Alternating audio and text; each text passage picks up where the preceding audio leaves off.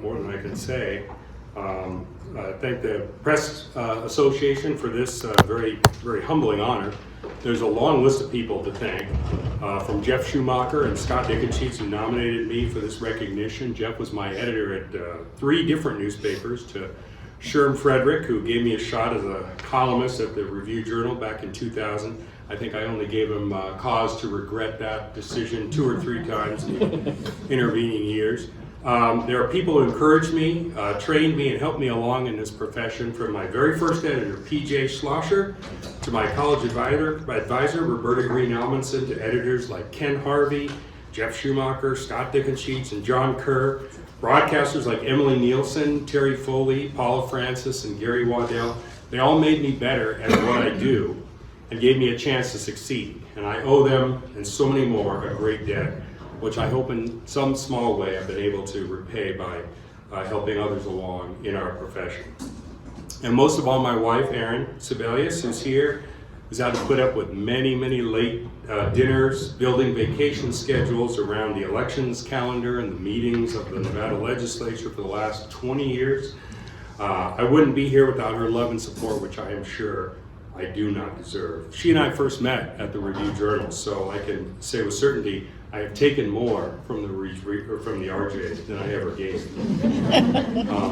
In my lifetime, I would not think to put myself beside many of the people who have been already inducted into this hall, including our most famous inductee, Mark Twain. Although he and I do share the distinction of having once worked for the same newspaper, the Sacramento Union. Unlike Twain, however, they did never send me to the Sandwich Islands.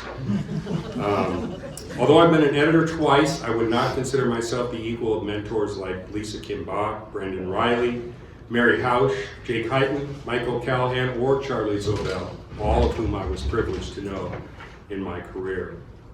Although I've done my fair share of fighting for public records and open meetings, I do not consider myself in the class of advocates for open government like Tom Mitchell or Barry Smith. I've been a journalist now for 36 years, but I'm still humbled to be counted in the company of greats like Cy Ryan, Guy Clifton, John L. Smith, Dennis Myers, and Ed Vogel.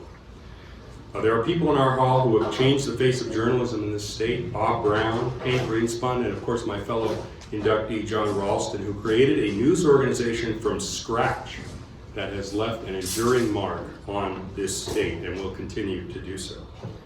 And of course, amazing journalists such as the legendary Ned Day and my friend and colleague Jeff Gehrman, who gave more for this profession than any of us really could expect.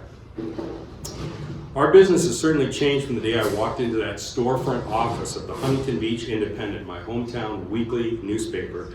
In those days, there were fat profit margins, big staffs, thick Sunday papers that could injure pets when they were thrown on the driveway.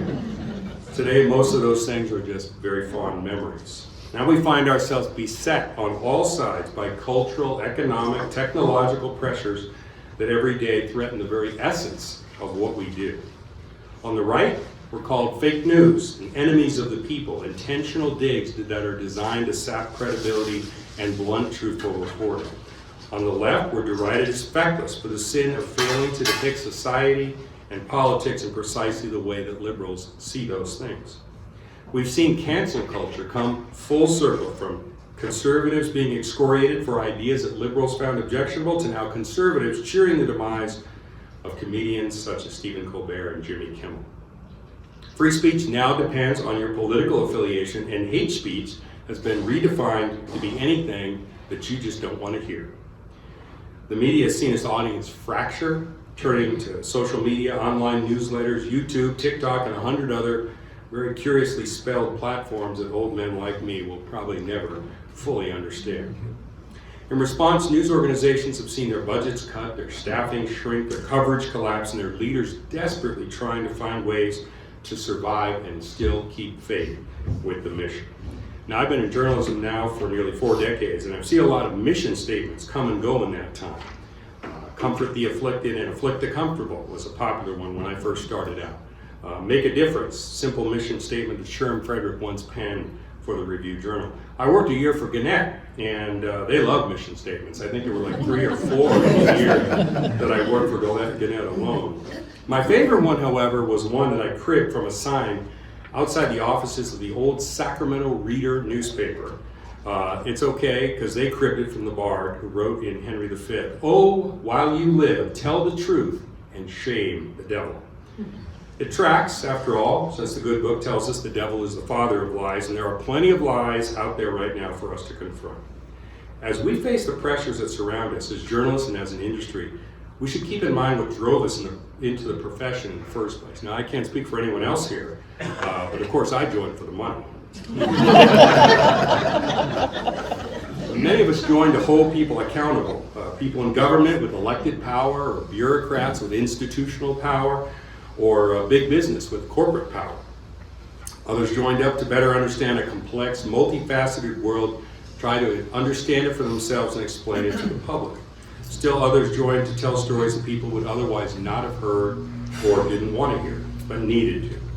All of us, I suspect, hold to the idea that the better informed public, the better choices at the ballot box, and the better our country will be. Now, sometimes these philosophies get forgotten, buried at the bottom of that pile, like that one story you've always been meaning to get to just as soon as the news of the day calms down. But I firmly believe we need to take those ideas out of the drawer and dust them off, now and again, to remember those reasons. I believe they can be a guidepost toward keeping journalism relevant in an area when content, not necessarily news, but content, is never farther away than the cell phone in your pocket. We're not just here to attract an audience to a website or produce writing to accompany advertising on increasingly fewer and thinner pages. We're here to do much, much more than that. We're here to find out what happened, why it happened, what does it mean, how does it affect us? What is, as Bob Woodward and Carl Bernstein always say, the best obtainable version of the truth? And there's that word again. A word that belongs to neither party, not to an individual, but for all of us who care enough to seek it out. Let's rededicate ourselves to the first principle of journalism, the reasons we all decided to make this career our life's work, to serve the public in a business that's the only business specifically mentioned and specifically protected by the Bill of Rights. It's very easy with the day-to-day routine, the hectic schedules of deadlines, things that grab for our attention with every ping of the phone, to forget those principles. It's easy to lose our way, to make deadline without making a difference. But it doesn't have to be that way. We can, if we choose, with every story, every feature, every day, every paragraph, every line, every word, tell the truth and shame the devil. If we do, I think real journalism will survive and even thrive, because fundamentally, people are still suckers for the truth. Thank you again to the Foundation for this honor I will never forget.